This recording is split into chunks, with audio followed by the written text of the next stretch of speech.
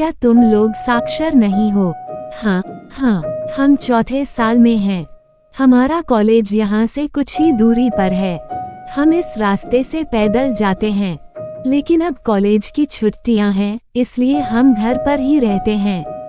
अच्छा, एक बात बताओ, घर का पिछवाड़ा इतना बेकार क्यों है? यह बुरी तरह से पत्तीदार है। तुम लोग इसे साफ भी नहीं करते, जबकि मुझे लगता है कि यह बहुत ही मूल्यवान जगह है। आप शायद नहीं जानते कि इस घर को लेकर बड़ी बुआ ने मुकदमा दायर किया है और हम न तो कोई निर्माण आदि कर सकते हैं और न ही इसमें कोई बदलाव कर सकते हैं।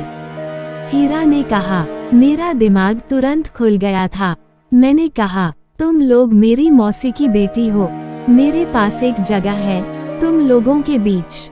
देखो, बात यह है कि मेरे पापा गायब हो गए हैं और हमें उनका पता नहीं है। परिवार में हम सभी बहुत चिंतित हैं, जबकि पापा कहते थे कि यहाँ उनकी दुश्मनी चल रही है। ये किससे दुश्मनी कर रहे हैं, यह हमारी समझ में अभी तक नहीं आया है।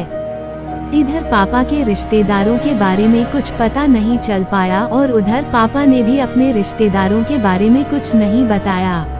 आपको बता दें कि अगर इस घर पर बड़ी बुआ ने मुकदमा किया है तो आप लोगों को इस मामले में उनके पीछे पड़ना पड़ेगा। मेरा मतलब ताया साहब से है।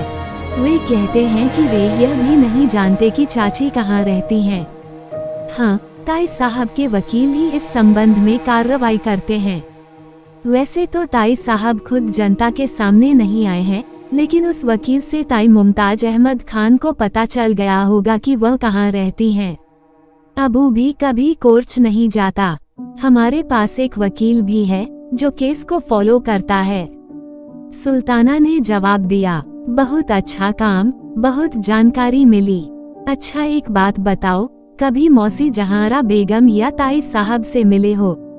हाँ, बड़े ताया साहब के निधन पर मीटिंग हुई थी, लेकिन सभी एक दूसरे से खींचे गए थे। किसी ने किसी से बात नहीं की। सुल्ताना ने जवाब दिया। इतने में हमीदा अंदर आ गई और बोली, बड़े साहब बुला रहे हैं। सुल्ताना बीबी और हीरा बीबी, वे दोनों झट से खड़े हो गए और मुझे लगा कि वे मेरी चर्चा से थक गए हैं। उसने मुझे साथ आने के लिए नहीं कहा था, लेकिन थोड़ा क्षमा प्रार्थी भाव के साथ मुझे अकेला छोड़कर कमरे से बाहर चली गई थी और मैं सोचने पर मजबूर हो गया था। लेकिन एक क्लू मिला कि इस घर पर बड़ी बुआ ने केस किया था और इसमें 2 वकील शामिल हैं और कुछ नहीं। इनमें से एक वकील से जहीर हुसैन के बारे में जाना जाएगा। जहीर हुसैन जो मेरे पिता के वकील थे। फिर रात को खाना खाने के बाद ताया अबू के साथ इसी कमरे में बैठ गया।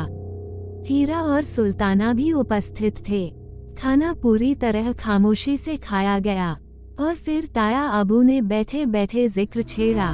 ताया अबू ने कहा, सुल्ताना कह रही थी कि तुम यहाँ से किसी होटल में जाने की बात कर रहे थे।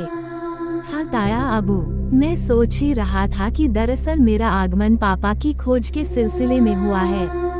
मेरे मन में यह था कि पापा की तलाश में मुझे यहाँ से कुछ मदद मिलेगी, परंतु मैंने देखा है कि तुम कुछ भी नहीं जानते।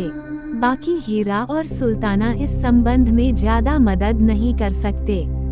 मुझे कुछ न कुछ करना है, तो आप इम्तियाज अहमद को होटल में जाकर आसानी से ढूंढ सकते हैं। ताया अबू ने पूछा। नहीं ताया अबू, यह ऐसा नहीं है। मैं जानता हूँ बेटा, इसके आगे आपको कुछ नहीं कहना है। यहाँ के गंभीर और शांत वातावरण से शायद आप थोड़े विचलित हैं। बेटा, आप जहाँ भी जाते हैं आपको संघर्ष करना पड़ता है। वैसे भी हमारे सारे रिश्ते खत्म हो चुके हैं। इम्तियाज अहमद यहाँ अम्मा के लिए आया करते थे। अल्लाह उन्हें हर विपदा से बचाए और लंबी उम्र दे। बेटा, उनका पता लगाया जाएगा। कम से कम यहाँ से निकलकर हमारा विश्वास तो मत तोड़िए।